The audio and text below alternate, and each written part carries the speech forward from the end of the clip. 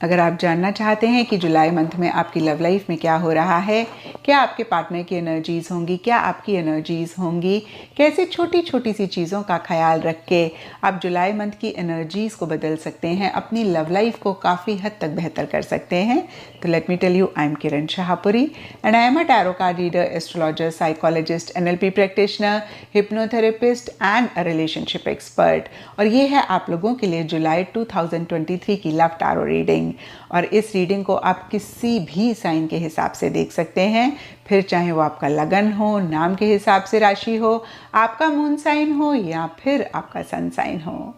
तो चलिए जी, आप लोगों के लिए शुरू करते हैं जुलाई मंथ की लव टैरो रीडिंग। एरीज, आप लोगों के लिए देखें कि जुलाई 2023 में आपकी लव लाइफ कैसी रहेगी। मेरे पास यहाँ पे 3 सेट ऑफ कार्ड्स हैं। फर्स्ट सेट में हम आपकी एनर्जीज देखेंगे, सेकंड सेट में आपके पार्टनर की एनर्जीज देखेंगे एंड थर्ड सेट में हम देखेंगे कि फाइनली जुलाई मंथ में क्या हो रहा है।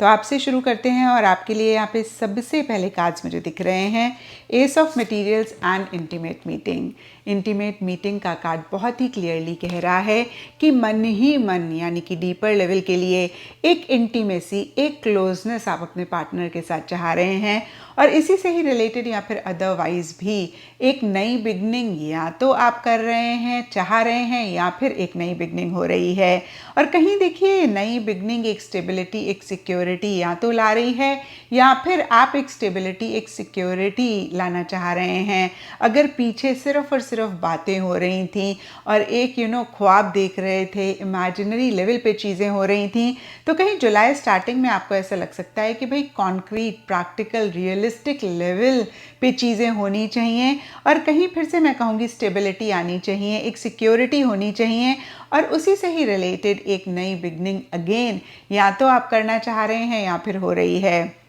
पीछे अगर कुछ इश्यूज, मसले आप दोनों के बीच में रह रहे थे तो कहीं आप उनको भी रिजॉल्व करके एक हैप्पीनेस, एक जॉय इस रिलेशनशिप के लिए चाहते हुए दिख रहे हैं। यहाँ पे हार्मनी, लव एंड पीस का कार्ड कहीं इसी चीज़ की बात करता है कि अगेन अगर कुछ इश्यूज, मसले रहे या हैं तो आप एक हार्मोनियस एनर्जीज अपने दोनों के बीच में लाना चाह रहे हैं, एक बहुत चीज़ों को रिजॉल्व करना चाह रहे हैं, रिकन्सिलिएशन चाह रहे हैं और अगर पीछे सब कुछ ठीक ठाक था तो भी कैसे चीज़ें नेक्स्ट लेवल पे जाएं, एक हार्मनी, पीस, लव मेंटेन रहे, उस पर आप फोकस कर रहे हैं। और देखिए दोनों ही कार्ड्स कहीं एक इंटीमेसी की बात करते हैं, कहीं एक क्लोजनेस की बात करते हैं जो कि मन ही मन आप अपने पार्टनर के साथ चाहते हुए दिख रहे हैं। और फिर से मैं कहूँगी कि उसी से रिलेटेड एक कॉन्क्रीट, रियलिस्टिक एफर्ट्स या फिर इनिशिएटिव या तो आप ले रहे हैं, लेना चाह रहे हैं, लेकिन देखिए थोड़ा सा एक इमेच्योर आपका एटीट्यूड, इमेच्योर आपका बिहेवियर किसी खास चीज़ को लेकर या फिर इन जनरल में रह सकता है, जहाँ पे आप थोड़े से एडमेंट हो रहे हैं, थोड़ा सा फिर से मैं कहूँगी कि एक इमेच्योरिटी वाली ज़िद है, एक इमेच्योरिटी वाली रिजिडनेस रह सकती है। और अगर ऐसा आप भी पाएँ एरीज तो ज़रूर इस चीज़ को चेक करके करेक्ट करें, क्योंकि देखिए टैरो गाइडेंस के लिए होता है और इसकी वजह से कुछ इश्यूज़, कुछ मसले जुलाई मंथ में रह सकते हैं, आप दोनों के बीच में रह सकते हैं। तो सबसे पहली चीज़ जिसका आपने ख्याल रखना है, आपने बहुत मैच्योरिटी के साथ चीज़ों को डील करना है, ओवर फिक्सेटेड, ओवर रिजिड किसी चीज़ के लिए नहीं होना है, प्रैक्टिकल, रियलिस्टिक होकर चीज़ों को डील करें, लेकिन इमेच्योर प्रैक्टिकलिटी या फिर इमेच्योर रियलिस्टिक एटीट्यूड रिलेशनशिप से रिलेटेड ना रखें। एंड जुलाई के लिए या फिर जुलाई मंथ ही हो सकता है कुछ एरीज के लिए, 9 of emotions and the inner guide के कार्ड्स कहते हैं बहुत एक प्यार, मोहब्बत आप अपने पार्टनर के लिए महसूस कर रहे हैं। कुछ एरीज के लिए लिटरली हो सकता है कि आपको ऐसा लग रहा है आपके पार्टनर वो एक विश है, वो एक डिज़ायर हैं जो आप मैनिफेस्ट करना चाहते हैं और कहीं इसी से ही रिलेटेड जो भी आपकी अंतर्मन की आवाज़ कह रही है, आपकी इनर वॉइस कह रही है, आप उसको फॉलो कर रहे हैं या फिर करना चाह रहे हैं। कुछ एरीज के लिए हो सकता है कि प्रोफेशनल गाइडेंस, प्रोफेशनल एडवाइस भी आप लेते हुए दिख रहे हैं किसी से। और अब देखते हैं एरीज की आपके पार्टनर की क्या एनर्जीज़ हैं। तो देखिए ब्रॉडर लेवल के लिए अगर मैं आपके पार्टनर की एनर्जीज़ देखूं तो यहाँ पे justice, 5 of voices, 5 of emotions and deception, ये चारों ही कार्ड्स कहीं एक अनफेयर एनर्जीज़ की, किसी लेवल पे किसी तरीके के एक इनजस्टिस की बात करता है, कहीं एक चीटिंग वाली एनर्जीज़ की बात करता है, और इसी की वजह से या फिर अदरवाइज़ भी इमोशनली लो फील करने की बात करता है।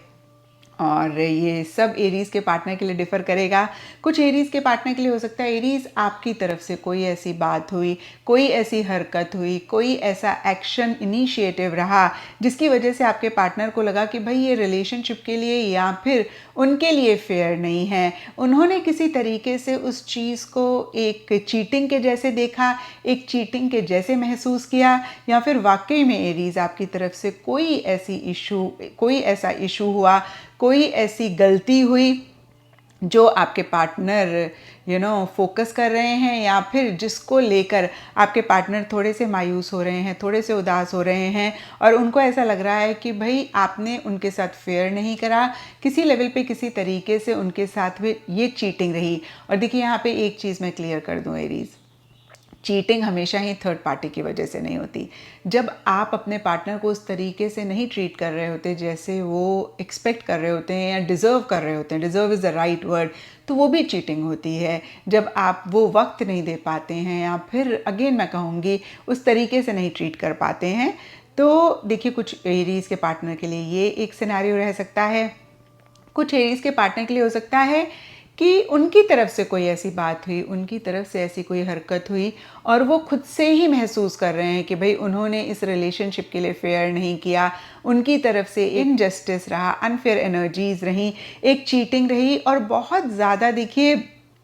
वो अगर पीछे फोकस कर रहे थे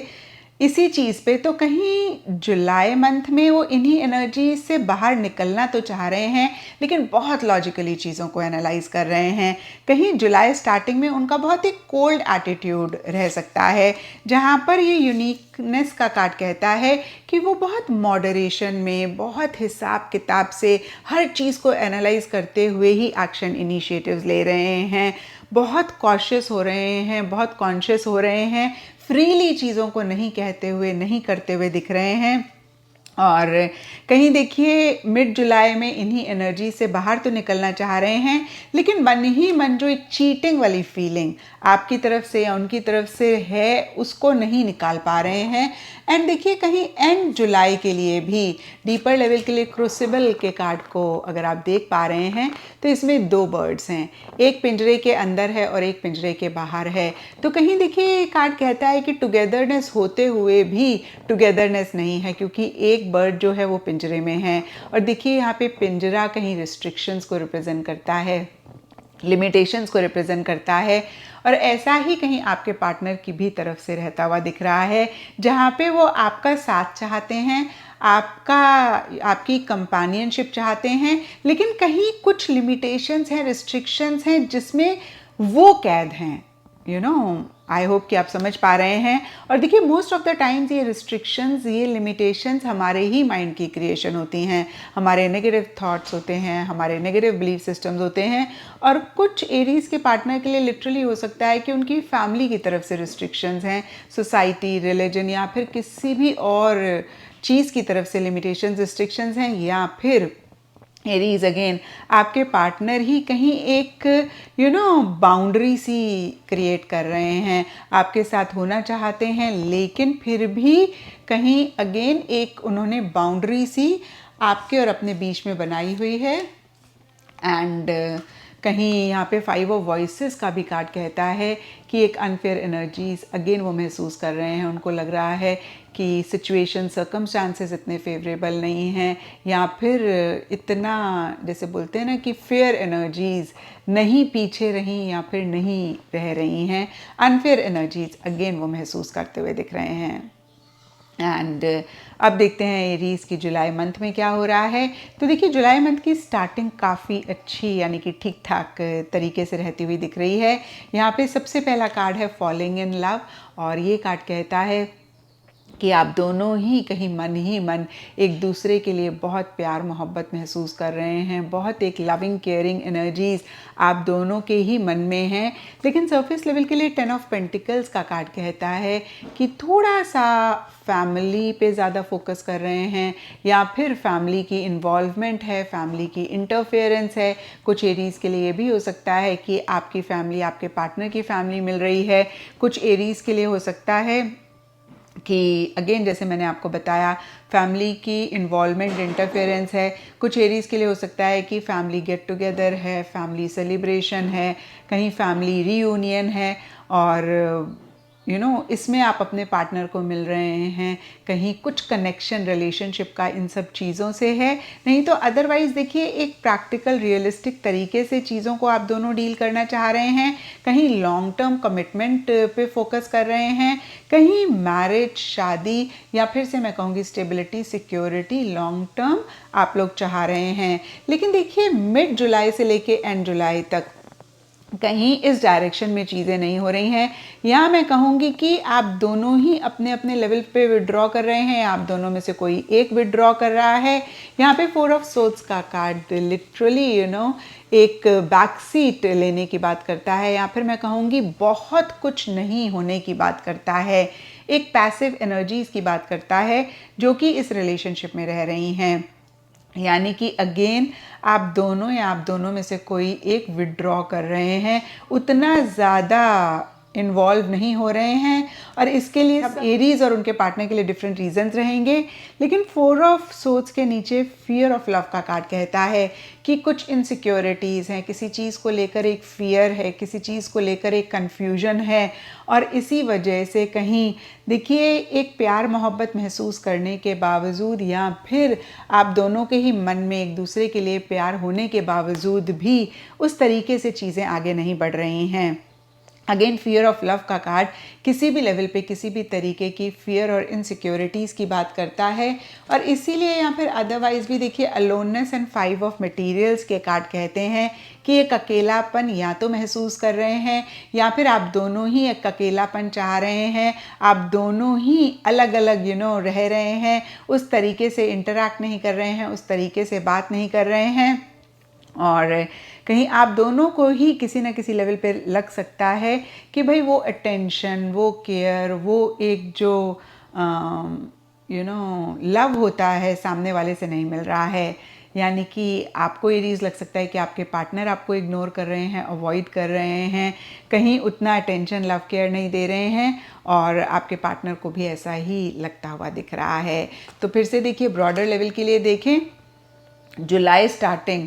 ठीक रहता हुआ दिख रहा है, या फिर मैं ऐसा भी कह सकती हूँ जुलाई मंथ की स्टार्टिंग ठीक रहती हुई दिख रही है। लेकिन मिड जुलाई से लेके एंड जुलाई तक चीज़ें बहुत ग्रेट नहीं रह रही हैं। कहीं एक फियर इनसिक्योरिटी बहुत ज़्यादा महसूस कर रहे हैं, एक अकेलापन या तो महसूस कर रहे हैं या फिर चाह रहे हैं, एक रिजेक्शन भी किसी लेवल पे महसूस कर सकते हैं।